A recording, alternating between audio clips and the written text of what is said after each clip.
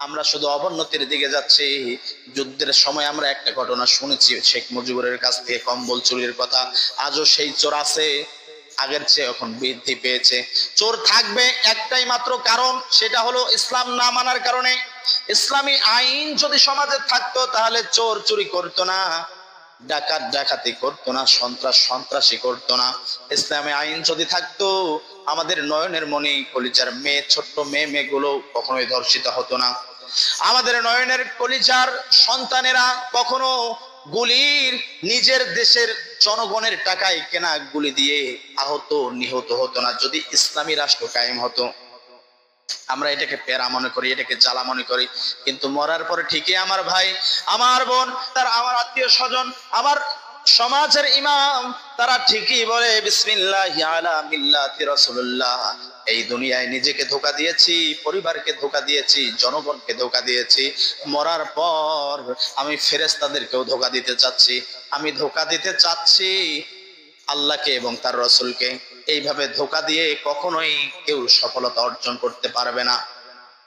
ওয়ামাকারু মাকারাল্লাহ, আমরা একটা প্রায় বলি, আমরা যে চালাকি করি, আমাদের চালাকি আল্লাহর কাছে কোনো খাটবে না। কারণ এই চালাকি যিনি দিয়েছেন তিনি আল্লাহ। এত চালাকি যদি আমরা করতে পারি তাহলে আল্লাহ কত চালাকি করতে পারেন। ওস্তাদের কাছে ওস্তাদি মানায় না, আল্লাহর কাছে আমাদের জ্ঞান তুচ্ছ, একদম তুচ্ছ। তাই আমরা মনে করব যে চালাকি করে কোন রকম পার হয়ে যাব, এটা কখনোই সম্ভব না।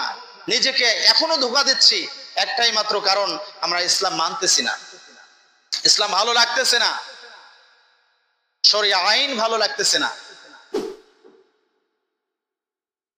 আমরা যাদেরকে মুরব্বী মানি, আমরা যাদেরকে নেতা মানি, আমরা যাদেরকে গুরুজন মানি, বা যাদেরকে গুরুজন মেনে আমাদের জীবন পরিচালনা করি, যে ওই গুরুর মতো চলতে হবে, ওই নেতার মতো চলতে হবে, ওই উস্তাদের মতো চলতে হবে, যাদেরকে উস্তাদ মেনে, নেতা মেনে, গুরু মেনে চলি, অথচ আমাদের নেতারাই কোরআন মানে না, নেতারাই দিন মানে না, নেতারাই শরিয়া মানে না, শুধুমাত্র একটাই কারণ, দলাদলি।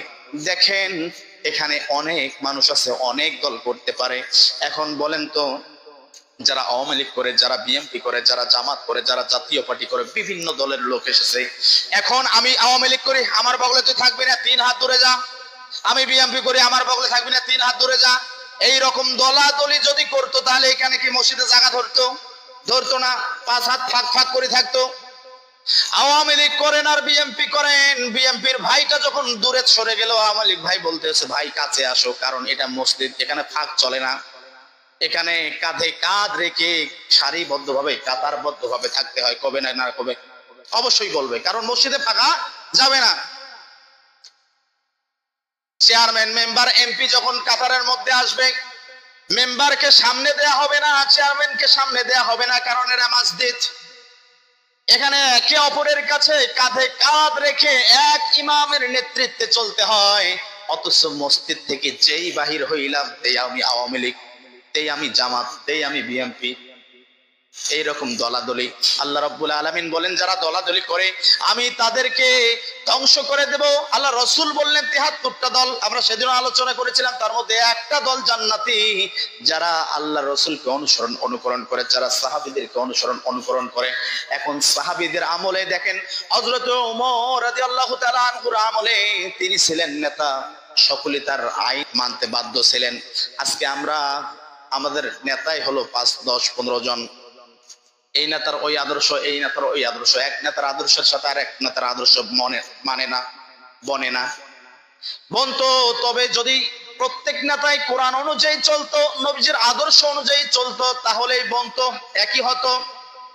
কারণ আমার আপনার চরিত্র আলাদা, মিল আলাদা থাকতে পারে, কিন্তু নবীর চরিত্র অনুযায়ী চলতে চাই, কোরআন অনুযায়ী যদি জীবন গঠন করতে চাই, তাহলে আপনিও নবীর চরিত্র অনুসরণ করছেন, আপনিও কোরআন অনুসরণ করে জীবন গঠন করতেছেন, আমিও করতেছি, আমার আপনার আদর্শ একই হয়ে যাবে। তখন আর আদর্শ ভিন্ন মত হবে না, সবকিছু একই হয়ে যাবে। আমরা মুসলমান হিসেবে আমাদেরকে আল্লাহ রাসূল বললেন তোমরা কখনো ভ্রষ্ট হবে না যদি দুইটা জিনিস তোমরা আঁকড়ে ধরতে পারো দৃঢ়তার সাথে। এক হলো আল্লাহর বাণী তথা আল কোরআন, আর এক হলো আমার রেখে যাওয়া হাদিস। এই দুইটা যদি আমরা মানতে পারি তাহলে আমরা কখনো পথভ্রষ্ট হব না। মুত্তাকিবিহীন তাদের মর্যাদা নেই। কালো ধলার চেয়ে শ্রেষ্ঠত্ব হতে পারবে না। আল্লাহ রাসূল সাল্লাল্লাহু আলাইহি সাল্লাম বলেন বিদায় হজের ভাষণে যে আরব এবং অনারব আরবের চেয়ে শ্রেষ্ঠত্ব হতে পারে না, আবার আরব অনারবের চেয়েও শ্রেষ্ঠত্ব হতে পারে না, ফর্সা কালোর চেয়ে কালো ফর্সার চেয়ে শ্রেষ্ঠত্ব হতে পারে না। শ্রেষ্ঠত্ব সেই ব্যক্তি হবে যে আল্লাহ ভীরু, আল্লাহকে ভয় করে, আল্লাহর সকল হুকুমগুলো মানে, সেই হলো শ্রেষ্ঠত্ব। তাহলে আল্লাহর হুকুম যদি আমরা মানতে পারি তাহলে আমরা শ্রেষ্ঠত্ব অর্জন করব। কিন্তু এই দেখেন ইউটিউবের মধ্যে, ফেসবুকের মধ্যে যারা ইতিমধ্যে দেখেছে তাদেরকে একটা সংবাদ দিচ্ছি। একজন উপদেষ্টা, সেতু উপদেষ্টা, তিনি বলছেন যে জনগণের টাকায় যে ব্রিজ, যে সেতু তৈরি করা হয়েছে, সেই সেতুর মধ্যে ফলকের মধ্যে আমার নাম কেন লেখা থাকবে? এটা কেউ শুনছেন?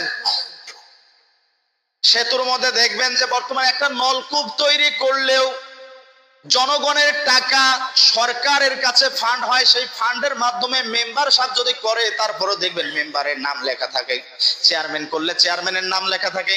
এই যে ব্রিজ, এই যে রাস্তা, এই যে স্কুল কলেজ যা কিছু হচ্ছে সবগুলো আমার, আপনার, আমাদের টাকায় হচ্ছে। তাহলে সেখানে যদি নাম দিতেই হয় তাহলে আমার নাম দিতে হবে, আপনাদের নাম দিতে হবে, জনগণের নাম দিতে হবে। সেখানে দেখবেন যে নেতা যার কোনো টাকার ওখানে কোনো অংশই নেই তার নাম থাকে। উপদেষ্টা তিনি বললেন যে আমি এই ব্রিজ উদ্বোধন করতে এসেছি, এই ব্রিজ আমার টাকায় নয়, আমার বাবার টাকায় তৈরি নয়, এই ব্রিজ হলো জনগণের টাকায় তৈরি। অতএব নাম যদি থাকতেই হতো তাহলে জনগণের, যেহেতু জনগণ অসংখ্য সেখানে নাম দেওয়া সম্ভব না, অতএব কারো নাম হবে না। অথচ আমরা সেই কাল থেকে দেখে আসতেছি যে কোনো একটা জিনিস উদ্বোধন করতে হলে নেতার নাম থাকতেই হবে। নেতার নাম যদি না থাকে তাহলে জেল জরিমানাও হয়। এটাই হলো ইসলাম। কারো বৈষম্য রাখে নাই। চেয়ারম্যান হোক বা সাধারণ মানুষ হোক, সকলের সমান মর্যাদা। নেতা তো ততক্ষণ নেতা যতক্ষণ সে তার অধীনস্থদেরকে ঠিক রাখে, তার অধীনস্থদের হক পূরণ করে, তার অধীনস্থের সুখে সুখী, দুঃখে দুঃখী হয়, ততক্ষণ সে নেতা। অথচ নিজের সুখ, রং বিলাসা, সে অট্টালিকায় চলতেছে, নেতা নিজের ইচ্ছা মতো চলতেছে, প্রজারা কষ্টের মধ্যে থাকে, দুঃখে থাকে, এটার নাম ইসলাম নয়। অথচ আমরা মনে করি ইসলাম মানে শিকল, ইসলাম মানে আমাদেরকে আটকে রাখার দড়ি। আমরা ইসলাম মনে করি যে একটা যন্ত্রণা, ইসলাম মানে মনে করি আমরা একটা মব, ইসলাম মানে মনে করি আমরা যে একটা প্যারা। এই আমাদের চিন্তা চেতনা পাল্টাতে হবে, না হলে আমাদের জীবনে যেমন সুখ ছিল না, যেমন সুখ আসবে না, যেমন সুখ রবে না, পরকালেও আমাদের জন্য ভালো কিছু থাকবে না। এই জন্য এই দুনিয়ায় শান্তি পেতে আমাদের একটাই লক্ষ্য, ইসলাম দিয়ে গোটা সমাজ ব্যবস্থা, গোটা দেশ ব্যবস্থা যেন চলে। ইসলাম দিয়ে যদি দেশ চলে, ইসলাম দিয়ে যদি সমাজ চলে, ইসলাম দিয়ে যদি আমাদের পরিবারগুলো চলে, তাহলে আমাদের পরিবারগুলোতে শান্তি এনে দিবেন আল্লাহ, আমাদের দেশে শান্তি এনে দিবেন আল্লাহ। এই জন্য আমাদের পরিপূর্ণ একটাই চিন্তা থাকবে, কিভাবে ইসলাম বিজয়ী করা যায়। শান্তিপূর্ণ পৃথিবী করার জন্য একমাত্র ইসলামী জীবন ব্যবস্থা, ইসলামী জীবন ব্যবস্থা যদি কেউ অর্জন করতে পারে, কেউ গ্রহণ করতে পারে, মেনে চলতে পারে, তাহলে এই দুনিয়ায় শান্তির সাথে বাঁচতে পারবে, চলতে পারবে। দেখবেন ইতিমধ্যে বিশ্বের যে দেশগুলোতে ইসলামিক রাষ্ট্র আছে, যে দেশগুলোতে ইসলামী আইন কানুন দিয়ে দেশ চালানো হয়, সমাজ চালানো হয়, দেখবেন সেই দেশগুলোতে আমাদের চেয়েও তারা ভালো আছে, অথচ আমাদের চেয়েও অভাবী দেশও আছে। আফগানিস্তান ইতিমধ্যে সকলেই জানেন ইসলামী রাষ্ট্র কায়েম হয়েছে, কোরআন দিয়ে দেশ শাসন করতেছে। আফগানিস্তানে আল্লাহ রাব্বুল আলামিন তার রহমত ঢেলে দিচ্ছেন, দিন দিন তারা উন্নতির দিকে যাচ্ছেন, আমরা শুধু অবনতির দিকে যাচ্ছি। যুদ্ধের সময় আমরা একটা ঘটনা শুনেছি শেখ মুজিবুরের কাছ থেকে, কম্বল চুরির কথা। আজও সেই চোর আছে, আগের চেয়ে এখন বৃদ্ধি পেয়েছে। চোর থাকবে একটাই মাত্র কারণ, সেটা হলো ইসলাম না মানার কারণে।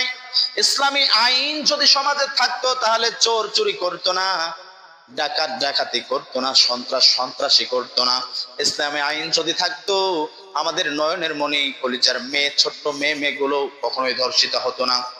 আমাদের নয়নের কলিজার সন্তানেরা কখনো গুলির, নিজের দেশের জনগণের টাকায় কেনা গুলি দিয়ে আহত নিহত হতো না যদি ইসলামী রাষ্ট্র কায়েম হতো।